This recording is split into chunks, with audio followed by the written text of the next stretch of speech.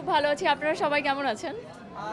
আমার আসলে আজকে শুটিং ছিল। আমি ওভাবে প্রস্তুতি নিতে পারিনি। বাট আমার মাথায় ছিল যে যেহেতু ওদের theme black and white, so চেষ্টা মানে আমার মাথায় ছিল যে I will wear something white. আচ্ছা, ঠিক আছে। আম, আমি জানি না এটার আনসার কী করব, বাট আমি চেষ্টা করি নিজেকে ভালোভাবে মেনটেন করার, ওয়ার্কআউট করার, ভালো খাবার দেন ঠিকমতো ঘুমানোর, ঠিকমতো পানি খাবার এবং ভালো স্কিন প্রোডাক্ট ইউজ করার। সো মেবি এটার জন্য ঠিক আছি। আমার তো আসলে এই বছর প্ল্যান ছিল পুরাই বাংলাদেশি মুভি করবার। সো এই বছর বাংলাদেশি মুভি করছি লাইক 2025-এ 3টা বাংলা মুভি করছি। আর এরপরে আমার আরেকটা কাজের অফার আছে বলিউড থেকে। সো হোপফুলি ওটাও করব। না, যেহেতু আসলে আমি আমার মডেলিং ক্যারিয়ার থেকে আমি এসেছি, সো আমার কিন্তু মানে I am very much connected with the fashion things. তো সবসময় আমি বড় বড় মডেল যারা আছে, ফ্যাশন ব্লগার যারা আছে, ওদেরকে ফলো করতাম। I follow like Naomi Campbell, Rihanna, Beyonce, like যারা ফ্যাশন আইকন, আমি কিন্তু সবসময় ওদেরকে ফলো করতাম। ওরা কী ধরনের কাপড় পরছে, কীভাবে নিজেদেরকে রিপ্রেজেন্ট করছে, তো এটা আমার মাথায় আসলে এখনও আছে। এখনও আমি যখন দেখি যে কেউ সুন্দর কাপড় পরেছে, সুন্দর মেকআপ করেছে, আমি সবসময় ফলো করি ওদেরকে। লাইক আমার খুব ভালো লাগে। যদি বলি বাম্পিং ইয়ার 2025 নিয়ে আমি অনেক হোপফুল। সামনের বছর পুরাটাই আসলে আমি পুরাটাতেই আমি অ্যাক্টিং করব, লাইক আমার কাজ করব। সো সামনের বছর কাজ ছাড়া আমার আর কোনো প্ল্যান নাই।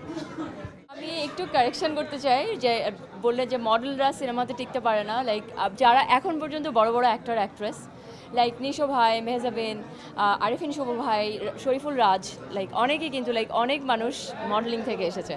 সো মডেলিং থেকে এসে যে অ্যাক্টিং করতে পারবে না, এটা আসলে ব্যাপার না। ব্যাপার হ্যাঁ, প্রচলন আছে, বাট আমি এটার সাথে এগ্রি করি না। বিকজ অ্যাকশন তো বলছে মডেলিং থেকে এসেই সবাই ভালো করছে অ্যাক্টিংয়ে। আমার কাছে মনে হয় মডেলিং থেকে যারা আসে ওদের একটা জিনিস এক্সট্রা থাকে, they can wear beautiful dresses, they can carry it. ওরা খুব প্রেজেন্টেবল হয়, স্পেশালি যখন মেকআপ অ্যান্ড লুকের কথা আসে। তো আমার কাছে মনে হয় মডেলিং থেকে যারা অ্যাক্টিংয়ে আসে এটা ওদের অ্যাডভান্টেজ। এটা তো আসলে শেখার, অ্যাক্টিংটা তো আসলে ইউ হ্যাভ টু লার্ন। তো হ্যাঁ, তুমি কোনো কিছুই লাইক না শিখে যদি আসা হয়, তাহলে আমার কাছে মনে হয় মডেলিং অ্যাক্টিং কিছুই করা সম্ভব না।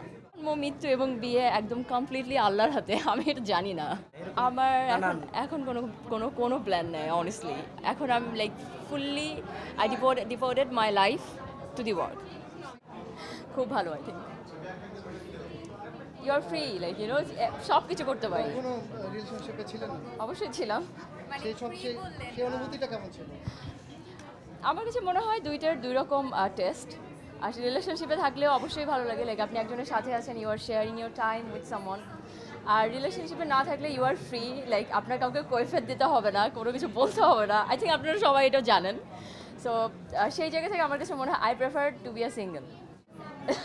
না না না না, প্যারা না, লাইক আপনি যখন কারোর সঙ্গে রিলেশনশিপে থাকবেন, আপনার তো আসলে ওই মানুষের সঙ্গে অনেক কিছু অ্যাডজাস্ট করে চলতে হয়।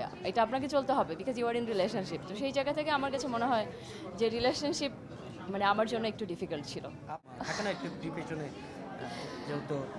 পজিটিভ নেগেটিভ সব কিছু তো আসলে আপনাদের হাতে।